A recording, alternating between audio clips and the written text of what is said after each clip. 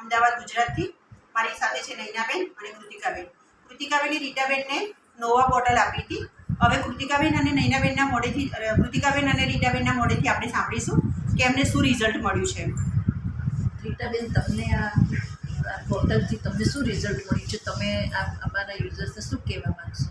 અને છે ને સુગરમાં મારા સુગર ભૂખ્યા પેટનું ડિસો આવતું હતું ને જમ્યા પછીનું 300 હતું. ભૂખ્યા પેટનું 108 થઈ ગયું. જમ્યા પછીનું 150ની અંદર છે.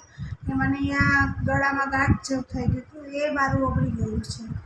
એટલે બધાએ માનું તો આ લેવું જરૂરી છે.